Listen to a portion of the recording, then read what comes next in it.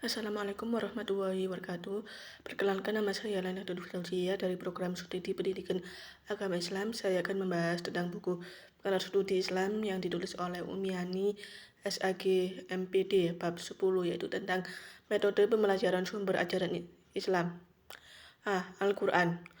Model penelitian tafsir. Tafsir berasal dari kata bahasa Arab fasara yafasiru, tafsiran yang berarti penjelasan, pemahaman, dan perincian. Selain itu, tafsir dapat pula berarti al-iddah wal adabiyah, yaitu penjelasan dan keterangan. Pendapat lain mengatakan bahwa kata tafsir sejajar dengan timbangan.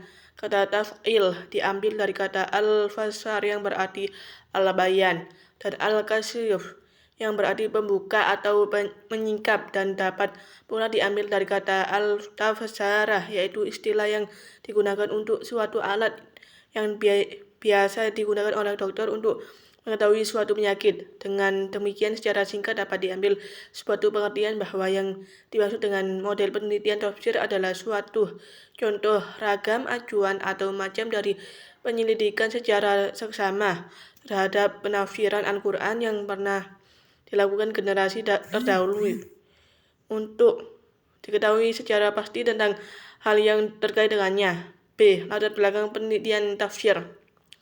Pada mulanya, usaha penafsiran ayat-ayat Al-Quran berdasarkan ijtihad masih sangat terbatas dan terikat dengan kaidah-kaidah bahasa serta arti-arti yang terkandung oleh suatu kosakata.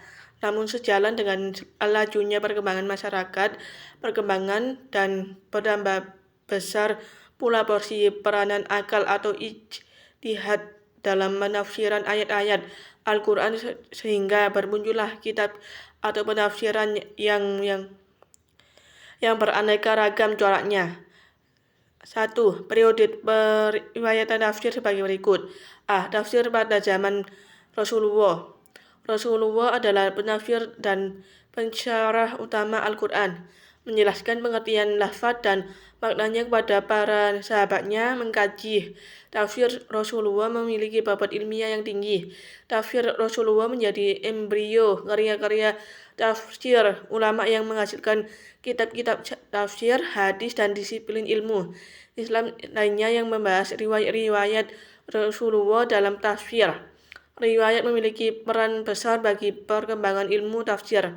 Dari banyaknya karya tafsir ulama Islam, tak ada yang lepas dari tafsir Rasulullah. Ini buktinya kuat tafsir Rasulullah jadi panduan musafir. Pendapat kedua berpendapat bahwa Rasulullah hanya menjelaskan sebagian ayat Al-Quran kepada para sahabatnya, sedangkan ayat yang lainnya dibiarkan untuk ditafsirkan oleh umat Islam pada masa berikutnya. Ibnu Taimiyah adalah ulama terkemuka dalam kelompok ini. Beliau menyatakan bahwa Rasulullah telah menjelaskan makna Al-Quran kepada para sahabatnya dengan mengartikan lafadznya.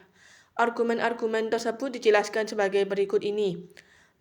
Argumen kelompok pertama. Kelompok pertama yang berpendapat bahwa Rasulullah hanya menafsirkan sedikit ayat Al-Quran mengemukakan beberapa dalil berikut. Hadis riwayat Al-Bazar dari Aisyah, dia berkata, Rasulullah hanya menafsirkan beberapa ayat Al-Quran yang diajarkan oleh malaikat Jibril. Mustahil bagi Rasulullah untuk menafsirkan semua makna Al-Quran. Hal itu tidak mungkin dilakukan kecuali pada sebagian kecil dari jumlah keseluruhan ayat Al-Quran. Dengan tidak ditafsirkan semua ayat Al-Quran oleh Rasulullah berarti memberikan kesempatan kepada umatnya untuk melaksanakan istinbat dengan menggunakan dalil-dalil yang ada. Allah sendiri tidak memerintahkan nabinya untuk menjelaskan makna semua ayat. Tujuan tidak lain agar hambanya Allah mau merenungkan isi kandungan kitabnya. Kelompok kedua berpendapat bahwa Rasulullah telah menafsirkan seluruh ayat Al-Quran dengan argumen sebagai berikut ini. Firman Allah, dan kami turunkan kepadamu Al-Quran agar kamu menerangkan kepada umat manusia apa yang telah diturunkan kepada mereka. dan supaya mereka memikirnya. Quran Surat An-Nahl ayat 44 menerangkan yang dimaksud dalam ayat tersebut adalah menjelaskan arti lafadznya, dan Rasulullah sendiri telah menjelaskan seluruh lafadz Al-Quran, maka dengan sendirinya beliau telah menjelaskan seluruh maknanya. Jika tidak, maka beliau dianggap teledor dalam menjalankan tugasnya yang telah dibebankan oleh Allah kepadanya. C. Pendapat yang paling kuat adalah pendapat moderat yang mengambil jalan tengah dari kedua pendapat yang disebutkan di atas, yang tidak berpihak pada pendapat yang mengatakan bahwa Rasulullah telah menafsirkan seluruh ayat Al-Quran seperti yang diutarakan oleh Ibnu Taimiyah dan mengikutinya, dan pendapat yang menyatakan bahwa Rasulullah hanya menafsirkan sedikit saja dari ayat-ayat Al-Quran seperti yang dikemukakan oleh Al-Khawbi dan para pengikutnya. Pendapat ini menyatakan bahwa Rasulullah telah banyak menafsirkan makna-makna Al-Quran sebagaimana kita dapatkan dalam kitab-kitab tafsir, hadis, dan referensi lainnya. Hikmah dari hal ini adalah kehendak Allah agar hamba-hambanya terbiasa merenungkan kandungan ayat Al-Quran.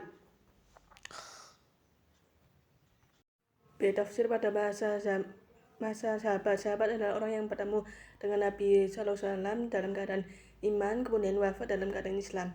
Menurut Ibnu Hajar, orang yang masuk Islam setelah wafatnya Nabi SAW tidak dihitung sahabat, dan yang sesungguhnya telah datang penafsiran dari para sahabat, maka disebut tafsir bil maksur. Penafsiran sahabat adalah penafsiran ayat Al-Quran yang dilakukan oleh para sahabat Nabi Muhammad SAW dengan sadar, keterangan atau nuklian dari Nabi. Penafsiran ini dilakukan sesudah Nabi wafat. Para sahabat adalah pelapor-pelapor yang pertama yang mendapatkan pendidikan dalam asuhan Nabi. Ketika Al-Quran diturunkan Allah kepada Rasul, beliau berada di tengah-tengah sahabat. Beliau menjelaskan ayat-ayat yang mujamal dan menguraikan musyakilannya. Para sahabat dilah yang menyaksikan konteks dan situasi serta kondisi di mana Al-Quran diturunkan. Namun hanya sedikit sekali hadis dari Nabi yang menerangkan tentang tafsir. C. Tafsir pada masa tabi'in dan tabi'in. Para tabi'in selalu mengikuti jejak gurunya yang masyhur dalam penafsiran Al-Quran, terutama mengenai ayat-ayat yang muskil pengertiannya bagi orang-orang yang awan. Tabi'in mengajarkan pula kepada orang-orang yang sesudahnya yang disebut tabi'in.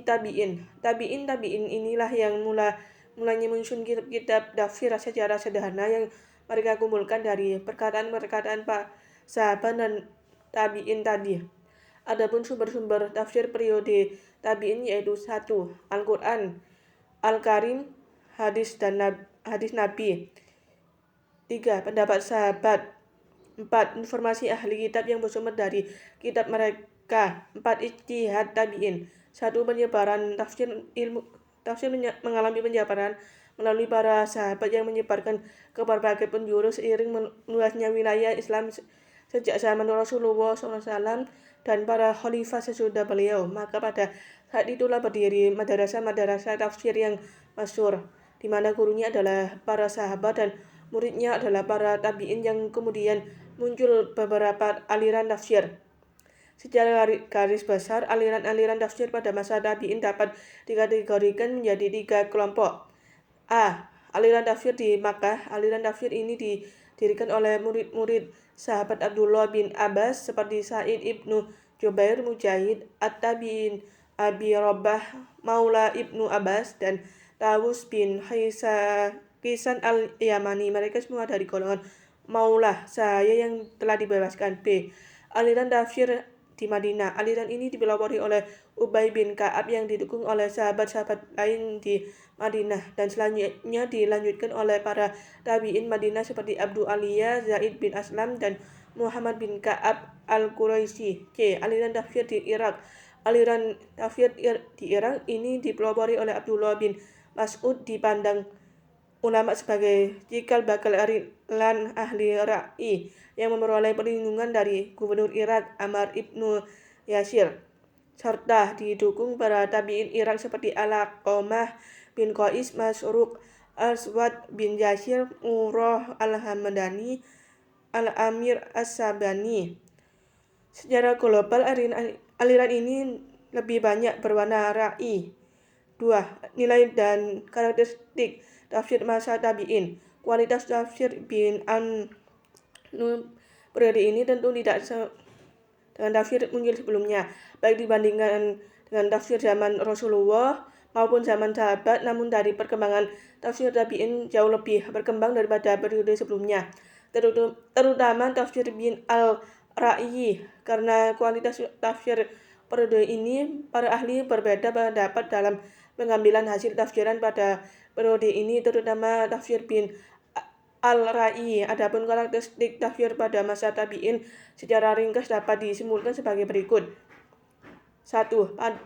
Pada masa ini tafsir belum berkondisikan sejarah tersendiri. 2. Tradisi tafsir masih bersifat hafalan dan periwayatan. 3. Tafsir sudah kemasukan riwayat Israiliyat karena keinginan sebagai para tabi'in mencari penjelasan yang lebih detail mengenai cerita atau berita dalam Al-Quran. 4. Sudah mulai muncul benih-benih perbedaan mazhab dalam penafsirannya. 5. Sudah banyak perbedaan pendapat antara penafsiran tabi'in dan para sahabat.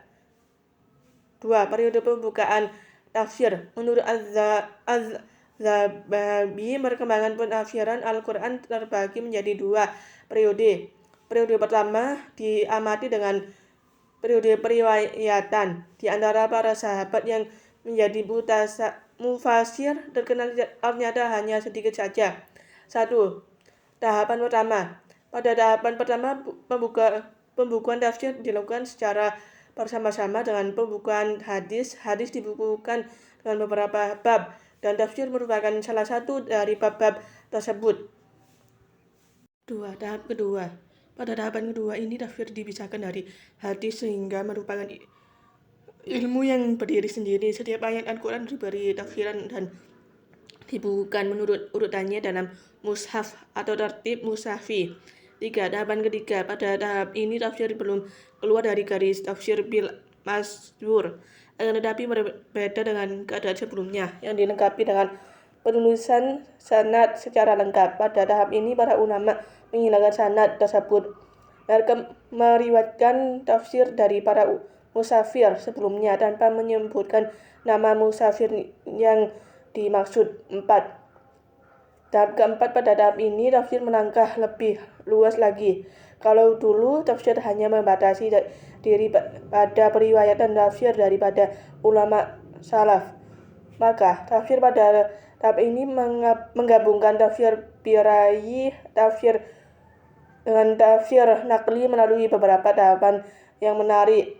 3. Model-model penelitian tafsir. Dalam kajian kudusan dapat dijumpai berbagai hasil penelitian pakar Al-Quran terhadap produk tafsir yang dilakukan generasi terdahulu. Berikut ini akan tetapi kemukakan beberapa model penafsiran Al-Quran yang dilakukan para ulama tafsir. 1. Model Quraisy Shihab. Quraisy Shihab telah meneliti seluruh karya tafsir yang dilakukan para ulama terdahulu. Dari penelitian tersebut dapat disimpulkan yang berkenan dengan tafsir antara lain tentang periodisasi, pertumbuhan, dan perkembangan tafsir, corak penafsiran, macam-macam metode penafsiran, syarat-syarat penafsiran Al-Quran, hubungan tafsir modernisasi. B. Corak penafsiran. Berdasarkan hasil penelitian, Quraisy mengatakan bahwa corak-corak penafsiran yang dikenal selama ini antara lain corak sastra, corak filsafat, dan teknologi, corak penafsiran ilmiah, corak fikih atau hukum, corak tasawuf, corak sastra budaya kemasyarakatan. 2. Model Ahmad Syarbasi. Pada tahun 1985, Ahmad Al-Syarbasi melakukan penelitian tentang tafsir dengan penggunaan metode deskriptif eksploratif dan menganalisis sebagaimana yang dilakukan oleh Quraisy Shihab, sedangkan sumber yang digunakan adalah bahan-bahan bacaan atau kepustakaan yang ditulis oleh para ulama tafsir.